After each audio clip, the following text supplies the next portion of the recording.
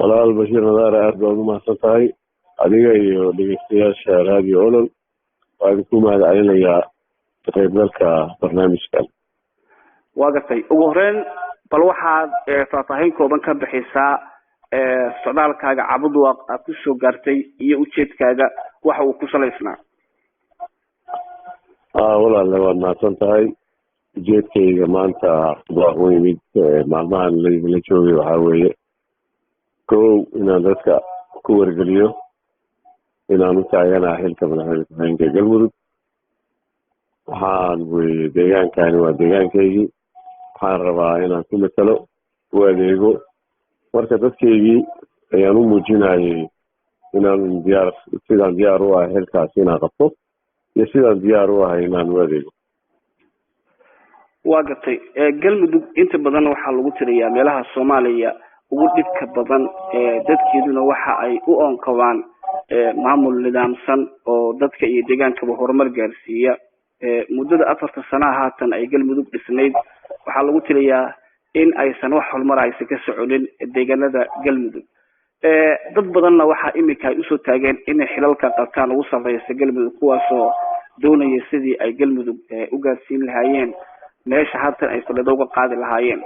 bal 4 sano oo Galmudug ay jirtay maadaama aad kamid ahayd siyaasiyiintii u doondoloolay ka warqabka iyo xaaladaha Galmudug ma la isdhihi karaa Galmudug waxa ay hoos u martay ama ay ku hoos martay maamulada kale ee iyaga xilligeedii lala dhisay? dabcan waa iska caddahay jawaabtaasi horta waxaa weeye lama oran karo hogaamkii waagaa jiray 4 sano lasoo dhaafay isku bedelay inay iyaga keligooda sabab u ahaayeen. qayb bay u ahaayeen qayb bay ka ahaayeen dhibka jira laakiin keligoodu ma ahayn. bulshadii dhan baa meeshaasi diidanayd. wuxuu ahaa maamul si boobsiisa lagu dhisay kor laga keenay keligoodna ma ahayn dalkoo dhan. sidaad u arkeysidna nidaamka federaalka dhan Soomaaliya u baahan runtii dib eegis lagu sameeyo waa wax boobsiis lagu dhisay. nidaamkan wuxuu ahaa hoos in laga dhiso oo dadka rabitaankooda la tixgeliyo laakiin dowladihii hore ee Soomaaliya ka horeysay korkeega keentay iyadiina culays badan baa saarnaa iyo waqtiyo baa loo qabtay inay wax ku dhisaan sida waagii kumeelgaarka looga baxayo kale.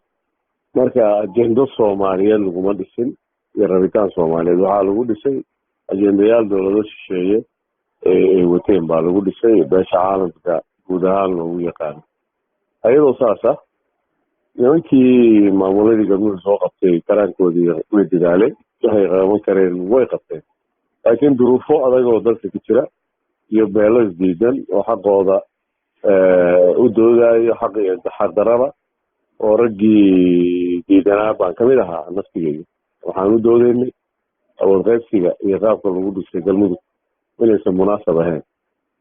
baahidaasna iyo doodaasna ilaa hadda way taagan tahay. marka laakiin waxaa aniga dhankeyga iska bedelay waxaa weeye in banaanka intaan kaga shaqeyn lahayn gudaha inaan kala shaqeyno ilaahay diisa muxuu inaan meesha qabto in meeshaas markaas gudahaas si tartiib ah oo dadka oo iska wada raalli ah inaan wax ka bedelin. waa ka soo jeedsan doonaa waxyaabaha aad higsanaysid bal marka hore Galmudug waxa ay lagu dhisan tahay qaab ay ku saleysan tahay qaab wax qaybsiga beelaha.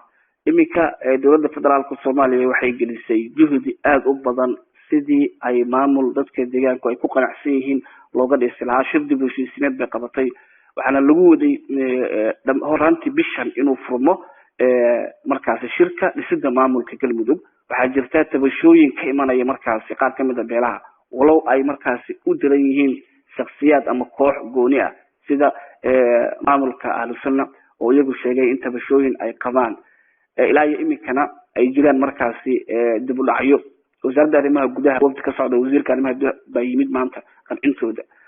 ma la isdhihi karaa dadka deegaanka Galmudug ay ka talintooda iyo masiirkooda kuma xirna shakhsiyaad waxay ku xiran tahay dhammaan dadka deegaan oo dawladdu inay qiimeyso baahida dadkaasi oo isan koox iyo qof gaar ah aysan siinin ahamiyad ama priority badan aysan siinin ay hore u bilowdo shirka dib u heshiisiinta ama oo ay bilowday haatan ay ku xijiso shirkii dhismaha maamulka Galmudug.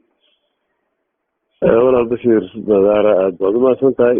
Horta waa su-aashaan mid loo baahan yahay dadka dhan isweydiiyaan, gaar ahaan dadka mas-uuliyiinta deegaanka iyo kuwii xukuumadda federaalka Soomaaliya. Horta shaki kuma jiro, anigana waxaan kusoo biirayaa dadkii ra-iisul wasaaraha ammaanayo oo juhdi weyn u geliyey oo muddo dheer halkaan u fadhiyey, aakhirkiina guul ka keenay. laakiin sidoo kale madaxweynaha isagana waktigiisa uu geliyey, isagana uu ku mahadsan yahay. laakiin deegaankan waxaa joogo kooxo iyo ururo oo ismahdiyey oo waxaad moodaa in deegaanka ayaga maahane cid kale waxba la lahayd.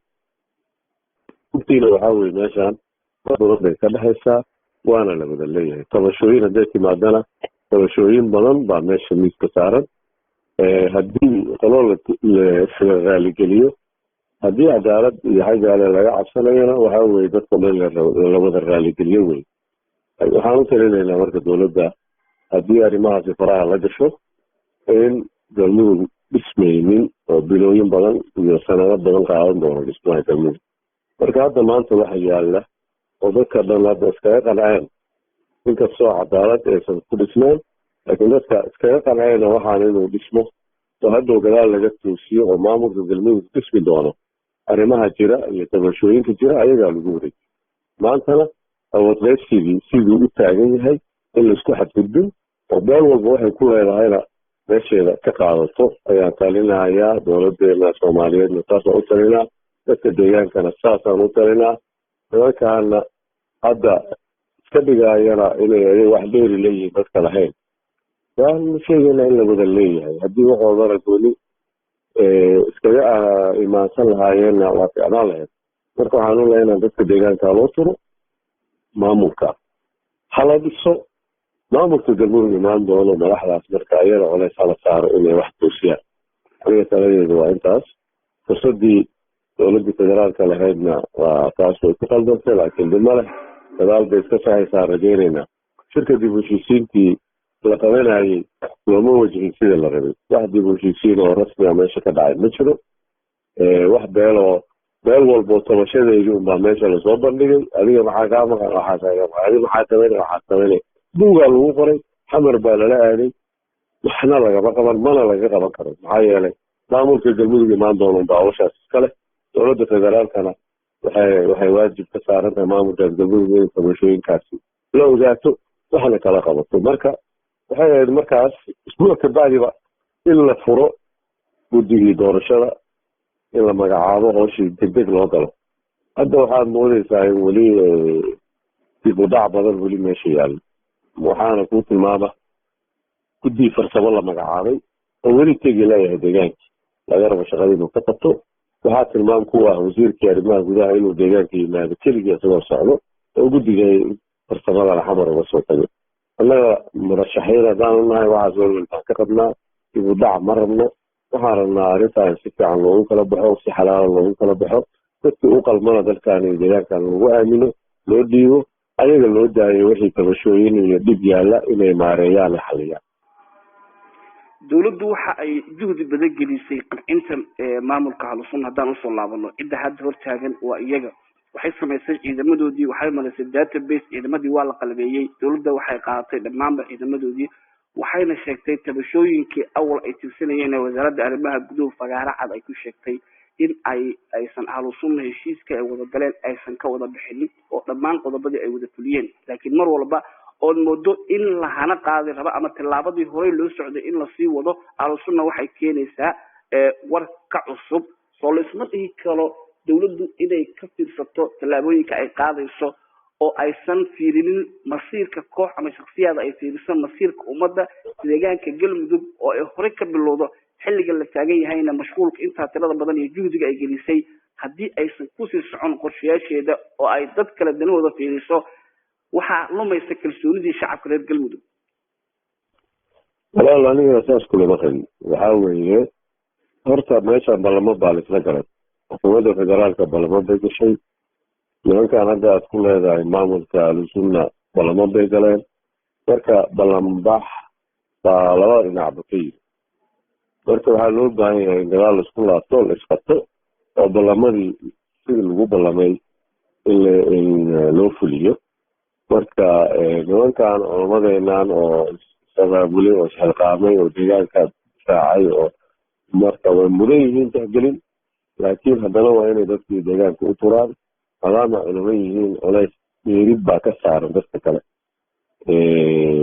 si fiican bay u fahamsan yihiin macnaha nabadda, si fiican bay u fahamsan yihiin yani ballan furka wuxuu yahay xagga alla iyo xagga bani aadankaba in wax la qaadan karaysan ahayn.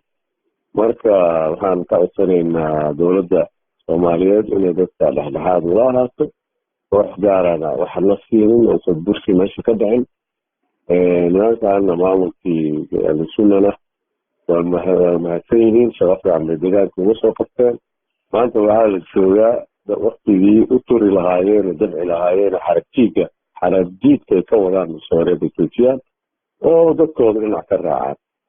meeshaan meel oo tuug iyo meel la cararayo maaha, xaruntana masooreed weeye, caasimada kaalintooday ka qaadanayaan, saamigooday ka qaadanayaan.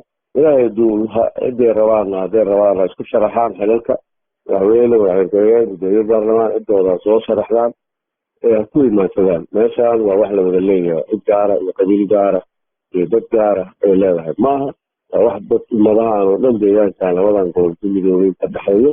marka waa in la helaa xal dadka dhan raaligeliya.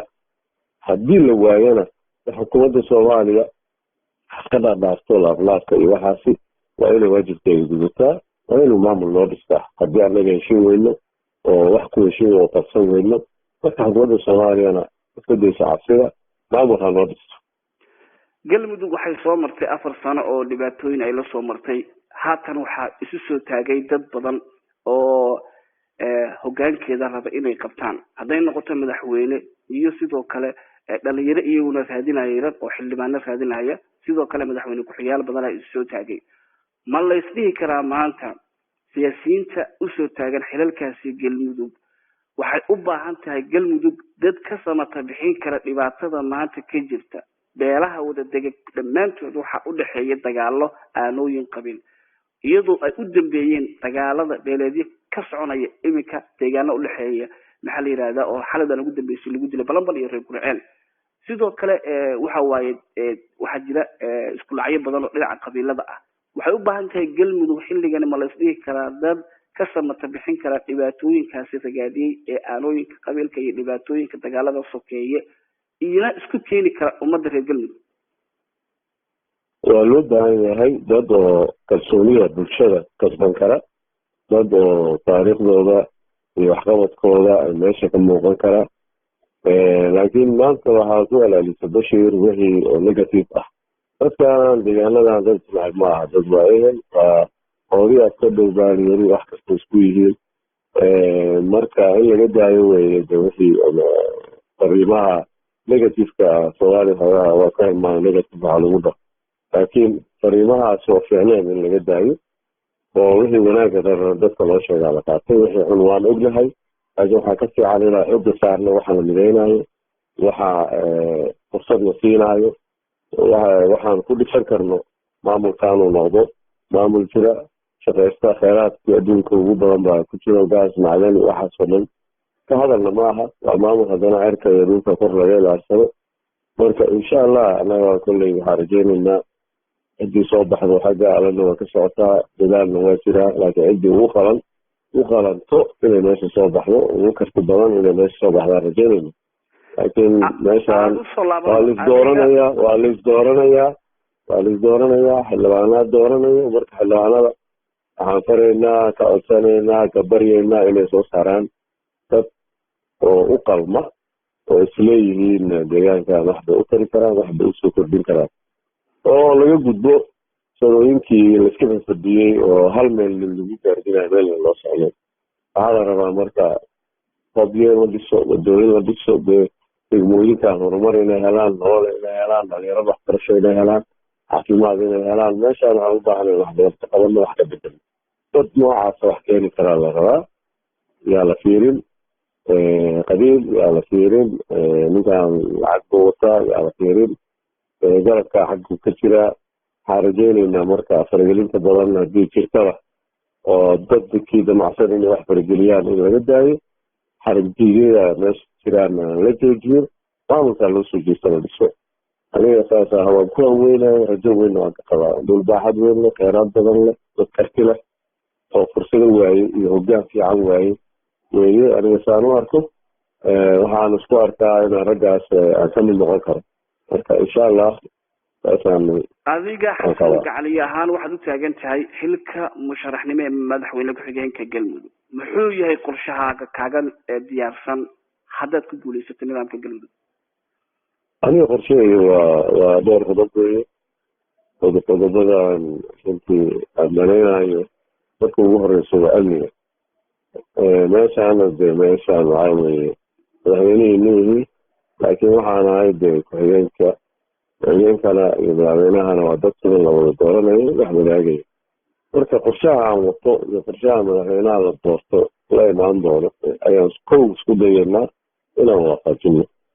labo waxaa weeye labada mas-uul oo madaxweyne madaxweyne waa inay helaan fursad wada shaqeyn oo siid la-aan iyo muran la-aana meesha ka yimaado. aniga intaasna waan ku dadaalayaa. qof kastuu yimaado wuxuu rabaa ahaado inaan si niyad sami kula shaqeeyo oo garab u noqdo. anigana saasaan ka rajeynaya. marka barnaamijyadeena siyaasadeed, dhaqaale inay iswaafaqaan. kow markaani waxaa ii ah amniga deegaankani oo dayacan, oo beelada hub isku haysta, oo dhul iyo arrimo kale ee cadooyin qabiil iyo isku wada haysto. marka deegaanadan in la nabadeeyo oo waxaa hadda lagu noolyahay lagu joogo wax badan laga bedelo. hadda meelo badan baa dadku waa degan yahay, laakiin weli waa la wada weysan yahay. waxyaabo lagu heshiiyona male, nin walbaba aagiisu ilaalsanaya. marka taas waa mid. labo waxaa weeye dhaqaalaha deegaankan kafayntiisa.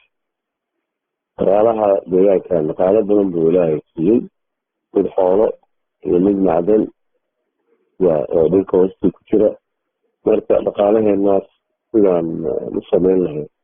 dhaqaalahaasna waxaa ku xiran dabcan wadooyin, infrastructure, yani dhismo wadooyin, deked, garoomo iyo waxaas isku socotay.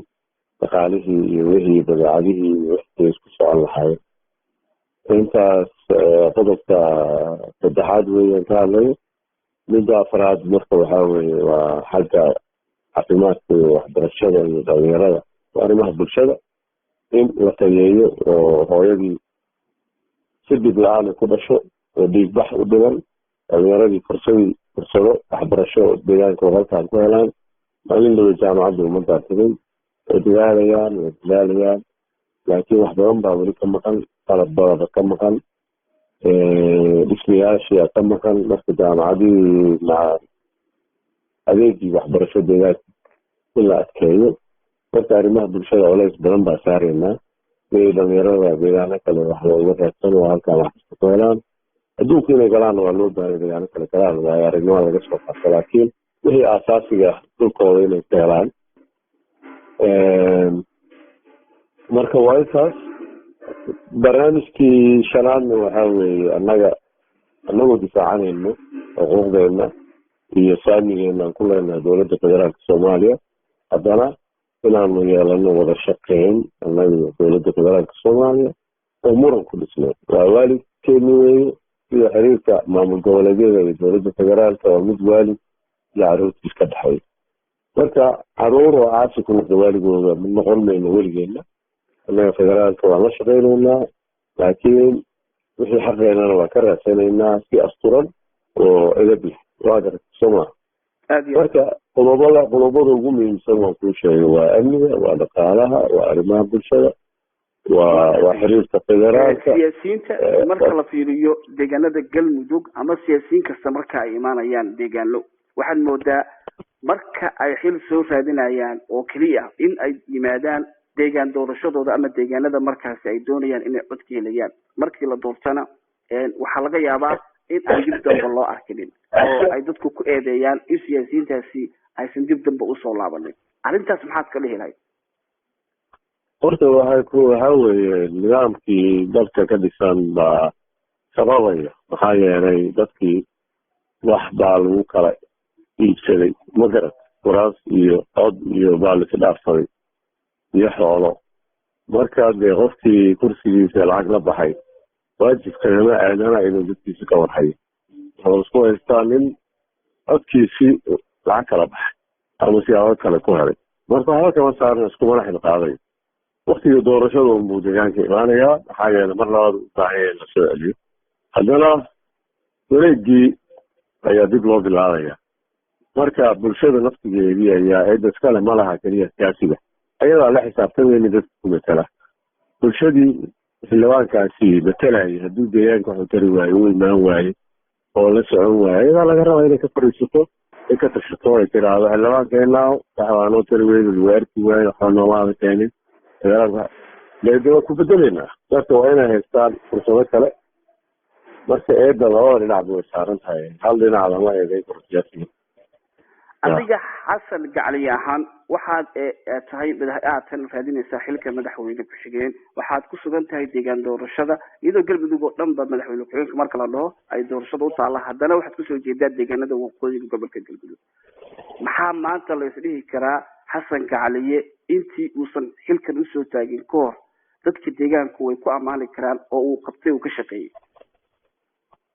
horta aniga maamudka wax baan kasoo dhisay laakiin markii dambe raallinka maan ahayn qaadkii wax loo dhisaayey sidaas daraaddeed waan kaga haray rag kalaa dhisay aniga meelna niguma arag hase yeeshee magacani wax baan ku leeyahay maamulkii hore galmudug baa laga dhaxlay aan ka shaqayn jiray marka deegaankan waxaan u tari kara waa u taray aniga wasiirka xanaanada xoolaha barnaamijyo badan ka sameeyey talaalka xoolaha oo kale iskaashatooyinka ayaan abuurnay beeraha dhowr dhankaha iyo gaarkacyo iyo dabcan ceelal badan baan u dalabnay markii dambe de aniga waan kaga casile waan ka tagay maamulka maaqaana fulinteedii macsharkii gaalkacyo oo xoolaha lagu faraayo oo qabyo ah oo baqaar iska haawanaya buu ahaa inkastoo baqaarkaas naftigiisa dhismihiisa rag baa iga horreeyey oo dhisay anna waa qalabeeyey qalabkiaan u keennay intaan wasiirka ka ahaa hadda macsharkaas uu shaqeeyaa adoo joogo baa la furay qalabkiisa qaramada midoobay iyo meelo badan ka keennay intaasoo si nadiifa hadda xoolaha loogu qalaa intii wadooyinka lagu qali jiray waxaan ka shaqeynay qeybtan bayadda diraynta in dhuxusha iyo waxaas in la joojiyo oo alaab kale shidaal kale looga dhigto siyaabo kale deegaanka la dhireeyo taas waa mid xagga iyo waagii aan joogana wasaaraddan kalluumeysiga walow aan hasharka weligeed ma bixin maxaa yeelay duruufahan ku jirnay baa saarin haynin nin xoolo raadinayana ma ahayn oo shaqiyada iskama bixinaynin marka rag oo waagaas joogay maamulkii horena waa jirtaa xoolmuran naga soo gaaray xagga shaqo bixin maxaa bixin lahay kale waxaa lahaa niqaab aan wax ku kontroolo hadduusu jirin maraakiib shadid kasii waadan ogeyn waxay soo qabanayaan iyo marka aniga waxaan jiidayay aadii meesha kaga timaa sidaas daraaddeed aan u bixin laakiin tababaraha xeebaha ka sameynay sida shabaqyada loo sameeyo odayaashii hore kalluumaysatada ahaa dhalinyaradii tababareen hay-adihii yooyinka aan ku xirnay qabojiyaal iyo deegaanadaas oo dhan in loo sameeyo ciidamo ilaalaha xeebaha galmudug ayaan dhisnay jabuuti lagu soo tababaray raggii kale ee iga dambeeyey wasiir qalab hoor oo kale iga dambeeyey baa sii dhamaystiray barnaamijka si fiican uu sii dhamaystiray marka waxaa weeye wax badana kasoo qabtay deegaankan ciday rabtaa wareysan karta taas keliyana maaha magaca galmudugna aniga iyo dhowr wasiir oo kamid ahaa danjiraha hadda soomaaliya ufadhiya jabuuti maxamed cali nuur oo wasiirka qorsheynta ahaa 3 nin baan ahayn oo u taagnaa magaca galmudugna meeshu taagnaa inaan ka qaadno waana ku guuleysanay mustawa fiican baana ka gaarsiinay barnaamijkii kala guurka badahaya ama ka bixidda kumeelgaarnimadana maalin fiican aan kaga qaadanay waxaan ka qaban karnay oo positive ahna waan ugu biirinay qaranka waxyaabo badan oo dad waday oo lid u ahaa qarannimada soomaaliyeedna waan kaga difaacnay waxaan hubaa haddaan kooxdii galmudug ku jiri lahayn waxyaabo ka daran baa maanta dastuurka maanta soomaaliya duldareelo badan leh lagu arki lahaa. marka waxaan soo qabanay waa iska qoran yihiin, ka hadal maaha. qofkii rabo baa baraha bulshada ka raadin karaa, idaacadaha ka raadin karaa, investigation buu samayn karaa. marka taas ma aha. maanta raggeenaan meeshaan joogo waxaan u kala farqi nahay kolley aniga dhab bay iga tahay in beelaha deegaanka meelaha colaadaha inaan nabadeeyo, walaaleeyo, wax wadaagaan, laisku dhexgalo, la wada dego ayay dhab bay iga tahay. inaan hamigaasaan leeyahay inaan wax ka bedelno qaab nooleedkii iyo colaadaha ka jiro deegaankaan ragaadiyey, in dib taariikhda marka loo firiiriyo wale waktigaas waqtigii nacasnimo lagu jiro wey. maantana barwaaqada haysano, raggii noo keeno waa raggaasay noo duceeyaan. aniga waa mid wado dhaqaale ima wado, nin lacag leh midna ihi, laakiin dhaqaale ima wado. qof walba wax baa wado. aniga waxaa weeye inaan dhaxal dadka uga tagno ayaan rabnaa, inaan nolol uga tagnaa rabnaa, dhalinyaro dhisan oo dhulkooda iyo soomaaliya wax u tari inaan soo saarno. aniga intaas wey waxa i wado. ragga kale de iyaga ka wareyso qof walba aada umahadsan tahay. waxaan rabaa marka dee 3 maalin u dambeysay waxaad la yeelatay kulamo dhammaan qeybaha kala gedisan ee bulshada. ugaasku waad la kulantay, sidoo kale waxaad booqatay xarumo badan oo ku yaala sida saldhigga jaamacadda iyo qaar kamid iskuulada ka dhisan magaaladan Cabudwa. markii dadka aad la kulantay aragti noocay ay kaaga soo baxday? dadkani waa dad inta badan dawlad jecelka. aragtida kaaga soo baxday iyo fikirkaaga dadkani rabitaankooda muxuu ahaa? dadkani waxa weeye waa dad dowladnimada jecel, dowlad ku nool ah. waxay ilaa haddana waxyaabo ay samaysan waayey waa dowlad noolnimadaas iyo rajada ay ka qabaan qaranka soomaalida inuu soo laabto. meeshaan waa meel oo qarannimada soomaaliyeed, midnimadeedii, xukuumadda soomaaliyeed hadday rabtaa ku fadhiyo. ya maaha maxaa Cabdullaahi Farmaajo inuu madaxweyneha lagu taageerayo. meesha madaxweyne kasta xasan sheekh waa laga taageersanaa, sheekh shariif waa laga taageersanaa. qabiil maaha taageeradoodu, waa qarannimada iyo jiritaanka ummadan iyo midnimadeeni. dad jecel ayaa sal u ah halka waxaa ka jooga deegaankan. marka anigana waxaa arkay kolley maadaama taas keentay deegaan oo dowladihii hore soomaaliyeed aysan dhisin. marka xagga horumarka meelo badan, gobollo badan buu ka dambeeyaa. walow sanooyinkan dambe xoogaa waxa waa la qabtay laakiin waa fiican Cabudwa ma laha. marka calaaha soo booqday xarumo badan ee jaamacadda ummadda kamid ah. waxaan booqday saldhigga booliiska Cabudwa bartamaha oo u baahan dayactir. marka baahi badanaa jirto. insha allah waxaan kulamadan u yeelanayo bulshadana la kulmayo inaan ogaano baahidooda siday waxu jiraan. lacala ilaahay hadii meeshii u guuleeyo aan ogahay waxaa layga rabo deegaankani. marka deegaankan kuma ekaanayo. waxaa ii qorsheysan inaan tago Cadaado, waxaa ii qorsheysan inaan tago Dhuusamareeb iyo intii kale deegaanadii kale aan tagi karo. ya galmudug kamid ah. ilaa xitaa xeebaha xitaa inaan tagaan rabaa. hobyo iyo inaan tago iyo xingol iyo rag badan oo waagii hore ka shaqeyn jirnay oo baahidooda aan ogahay ayaga naftigooda inaan soo kormeero wax laga qabtay waagaan joogay iyo ilaa hadda waxaa usoo kordhay. marka xogogaal inaan u noqdaan rabaa maamulkani. sawir baan ka qaadanaya inaan ogaado waxa jiro oo dhulka iyo baahidiisa. si markaa meeshaan u imaado waqtiga iga dhamaanin oo meelaha dulduleelada jiro oo la buuxin karo in la buuxo. aada iyo aad waxaa jira inta siyaasiyiinta haatan xilalka ka raadinaya galmudug haddii aan u dhigna qaab waa 2 qayb. qayb kasoo jeeda kooxaha mucaaradka ah ee kasoo horjeeda siyaasadda dowladda federaalka Soomaaliya ay dalka ku hogaaminayso, iyo qayb taageersan iyaguna dowladda federaalka Soomaaliya oo dowladda laftirkeedu xataa ay ka helayaan galabyo kala gedisan ay ka helayaan oo iyaguna la dhacsan qaabka hanaanka dowladda federaalka ay wax ku hogaaminayso. waa labada dhinacba waxay ka raadinayaan xilal kala gedisan ee hogaanka galmudug sidii ay uga mid noqon lahaayeen. galmudugna waxaa lagu tirayaa inay tahay meesha lafdhabarka u ah Soomaaliya. adigu Xasan Gacaliyeg ahaan keebad ka tirsanta? aniga cidna kama tirsanin, nin hor baan ahay. laakiin dabcan waxaan rabaa inaan kuu sheego dalkani dowladdii waa in looga dambeeyaa wixii dowladda leedahay dowlad oo mucaarad lahaydna dowladdaasna waa